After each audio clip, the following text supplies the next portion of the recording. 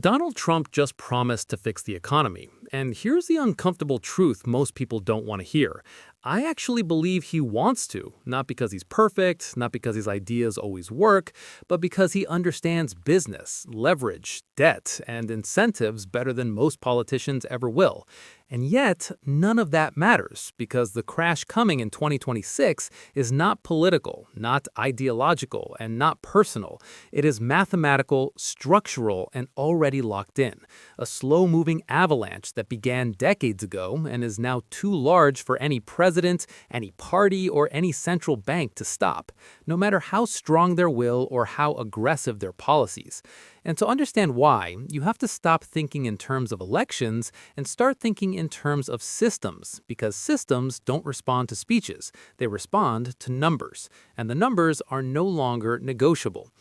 This isn't a video about supporting Trump or opposing him, because whether you love him or hate him is irrelevant to what's coming, the same way gravity doesn't care who you vote for. And the reason this crash cannot be stopped is simple. It wasn't caused by one administration or even one generation. It's the compounded result of 50 years of decisions that traded long-term stability for short-term comfort, decisions that worked beautifully at first, then quietly turned toxic as they piled on top of one another, until the system reached the point where every available option creates damage and choosing not to act creates even more. Start with the debt, because this is where the math turns lethal. The United States now carries over $36 trillion in national debt, a number so large it no longer registers emotionally. But what matters is not the size alone, it's the trajectory. The debt is growing by roughly $2 trillion every single year, regardless of who is president. It grew massively under Trump, it grew massively under Biden, and it will grow under whoever comes next, because the structure of spending has made reduction politically impossible. Interest on the debt alone now consumes over $1 trillion annually before a single road is paved, before a single soldier is paid, before a single retiree receives a check.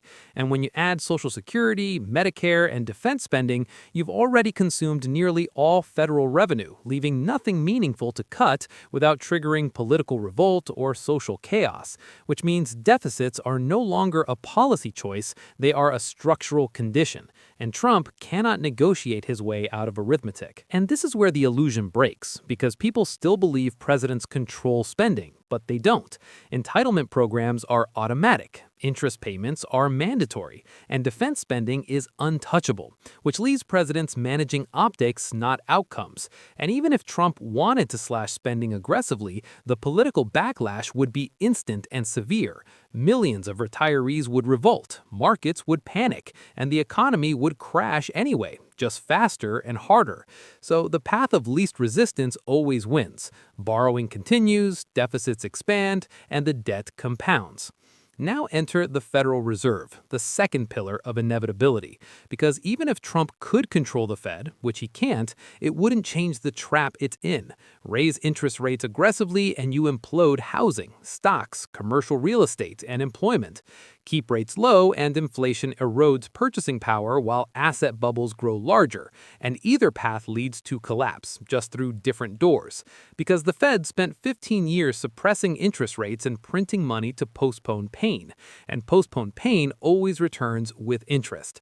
This is why monetary policy no longer solves problems, it only shifts them in time. And Trump knows this. He's criticized money printing before, but he also understands what happens if it stops.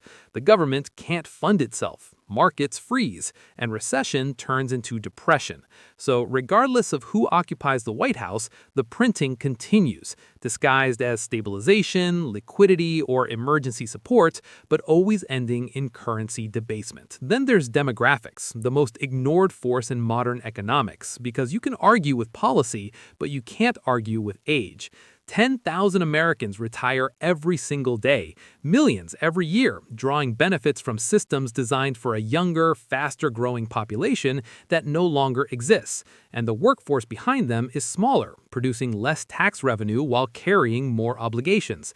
A mathematical inversion that guarantees pressure on Social Security, Medicare, and public finances regardless of ideology. And no president can reverse birth rates or magically create decades of new workers overnight.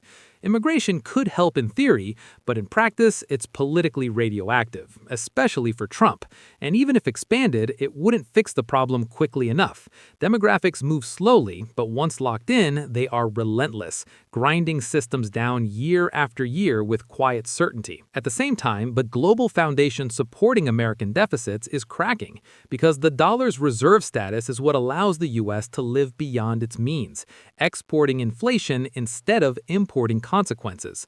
But that privilege depends entirely on trust, and trust is eroding, not because of one administration, but because decades of sanctions, money printing, and financial weaponization have convinced other nations to seek alternatives.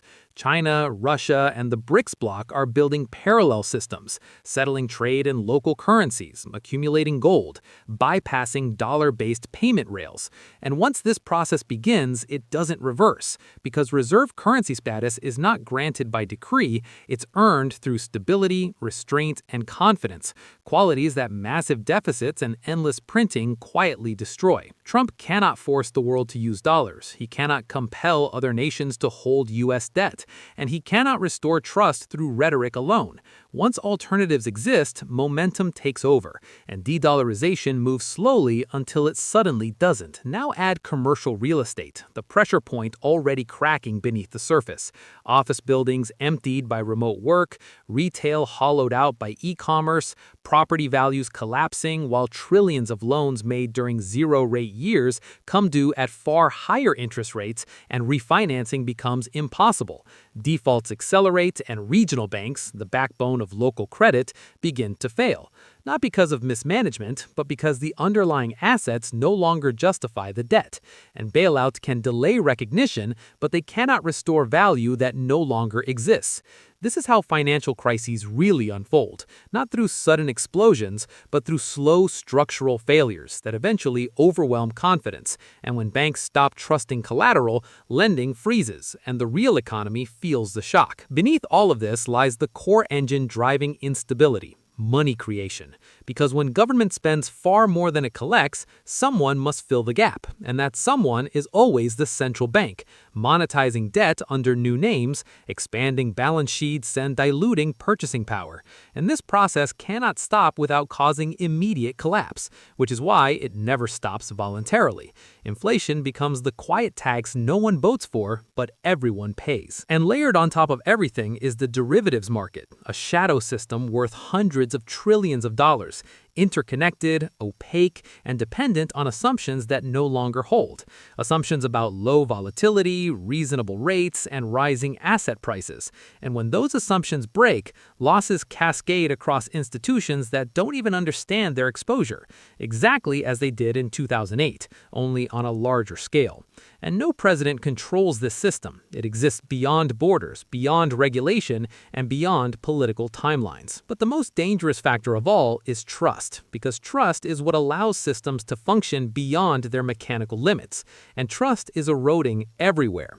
Citizens no longer trust institutions. Investors no longer trust currencies. Nations no longer trust global frameworks. And once trust decays, systems rely increasingly on force, coercion, and emergency measures, which only accelerate the decline. Trump will try to act when the crisis hits. He'll push stimulus, pressure the Fed, blame adversaries, and seek radical solutions. Not because he's malicious, but because leaders always act, even when the tools available make outcomes worse.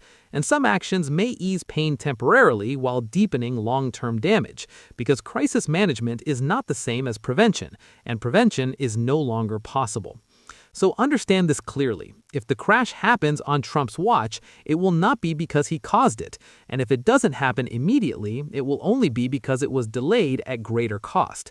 The forces driving this crisis are bigger than elections, bigger than ideology, and bigger than any individual.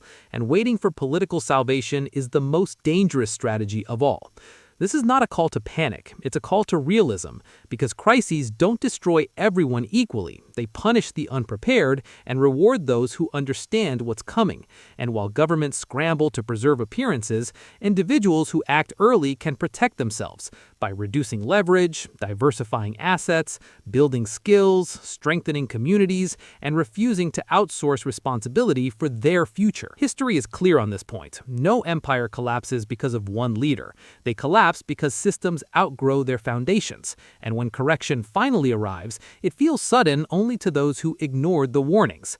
Trump can't stop this crash, not because he's weak, but because the problem is bigger than power, bigger than politics, and bigger than intention. And the sooner you understand that, the more time you have to prepare, because in the end, no president is coming to save you. And never was. If this video changed how you see the situation, share it, because denial is more dangerous than bad news. Subscribe for what comes next. And remember this, your financial future does not belong to Trump, the Fed, or any government. It belongs to the choices you make before the system forces you to make them.